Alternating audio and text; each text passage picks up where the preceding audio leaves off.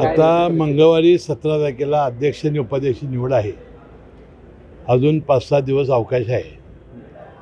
आता लवकरच आमच्या तिन्ही पक्षांची बैठक होईल आणि मित्रपक्षांची आणि निर्णय होईल.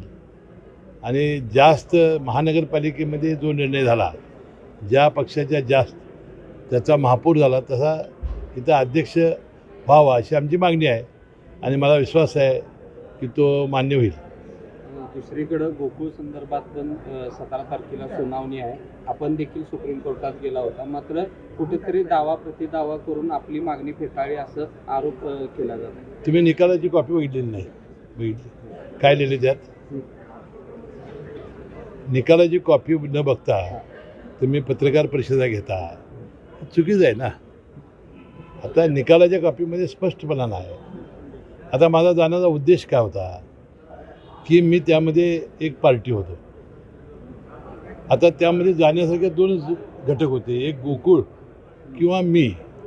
कारण सुप्रीम हायकोर्टाच्या बेंचमध्ये ज्या पद्धतीनं त्याची सुनावणी झाली त्यामध्ये बिनतारखेच्या माझ्या पत्राचा उल्लेख झालेला होता आणि मी लंपी आजारामुळं या राज्यातल्या, मी काही संस्थेची नावं घालून दिली नव्हती, राज्यातल्या दूध संस्था या 50 लिटरची अट दुधाची पूर्ण करू शकणार नाहीत आणि विनाकारण त्या अवसायाला जातील आणि शेतकऱ्यांना नुकसान होईल, म्हणून स्थगिती द्यावी अशी विनंती मी विखे पाटील दुग्ध विकास मंत्री तत्कालीन यांना केली होती. त्यांनी तात्काळ त्याला स्थगिती दिली होती. त्यांनी ऑर्डर देताना तारीख गाठली नव्हती. दोघांच्याही तारखा या अनावधानाने राहिलेल्या होत्या. परंतु ज्याच्या आधारे त्या सचिवांनी जो आदेश काढला जॉईंट रजिस्ट्रारला, त्याच्यामुळं ह्या ज्या संस्थेला स्थगिती मिळाली त्या जॉईंट रजिस्ट्रारच्या पत्रावर तारखा होत्या आणि मग ह्या 1200 संस्थांचं त्यांनी अनेक माहिती दिली आहे. सगळ्यात दूध पूर्ण करणाऱ्या संस्था आहेत, फार जुन्या संस्था आहेत एक एक, आणि ही नावं आल्यामुळं त्यांच्यावर अन्याय होणे या एका चांगल्या हेतूनं मी सर्वोच्च न्यायालयात गेलो आणि सर्वोच्च न्यायालयाचा मी आभारी आहे की त्यांनी माझ्या पिटिशनमध्ये मी अपील जे केलं होतं त्यातील सगळ्या मुद्दे या बेंचनी विचारार्थ घ्यावेत. मला आशा आहे की या सगळ्या मुद्द्यांचा हे बेंच विचारात घेईल. न्यायालयामधल्या गोष्टीवर मतप्रदर्शन करायचं नसतं आणि मला वाटतं त्या पद्धतीनं योग्य तो न्याय मिळेल. खरं तर काही वेळापूर्वी रोहित पवारांनी एक ट्विट केलेलं आहे ज्याच्यामध्ये म्हटलं आहे की यामध्ये BSR कंपनीचे जे मालक आहेत V.K. सिंग यांनी सद्यस्थितीला आपल्या मर्जीतील काही अधिकाऱ्यांना हाताशी धरून जे FDR मशीन आहे ब्लॅक बॉक्समध्ये त्याचा काही भाग आहे तो एडिट करण्यासाठी खरं तर एडिट करत असल्याची माहिती जी आहे ती पुढे आलेली आहे.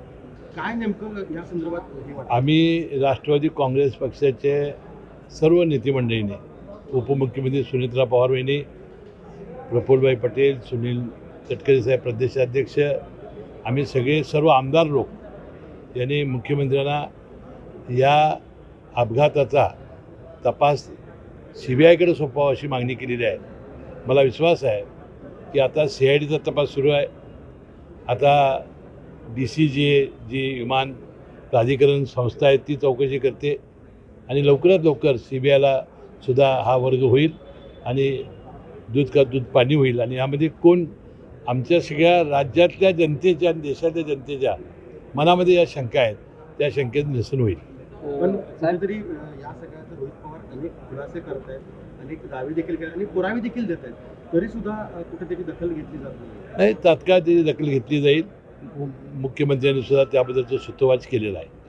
शेजारी सांगली जिल्ह्यामध्ये राष्ट्रवादी काँग्रेसच्या नेत्यांकडून आता दबाव तंत्र वापरला जात आहे. सगळ्या नेत्यांनी एकी करून भाजपला कुठेतरी सत्तेपासून लांब ठेवण्याचा प्रयत्न केला आहे. मात्र कोल्हापुरात देखील भाजप दबाव तंत्र वापरत असताना तुम्ही मात्र जिल्ह्यातून एकटेच लढताना दिसताय. तुमच्या सोबत माजी आमदार किंवा ही कुठं दिसत नाही. कोण माझे आमदार कोण? म्हणजे राजेश पाटील वगैरे ते सगळे माझ्या मागे आहेत. सगळे माझ्या मागे आहेत, माझ्या पोटात आहेत. त्यांचा भक्कम पाठिंबा मला आहे आणि त्या सगळ्या नेते मंडळींच्या जीवावर माजी आमदार के पाटील असतील, माजी आमदार राजेश पाटील असतील आणि राष्ट्रवादीचे तमाम कार्यकर्त्यांच्या जीवावर राष्ट्रवादीचा अध्यक्ष होईल असा विश्वास मला आहे. राज्यामध्ये सध्या आणि कोल्हापूर शहरामध्ये गॅसचा तुटवडा जाणवत आहे.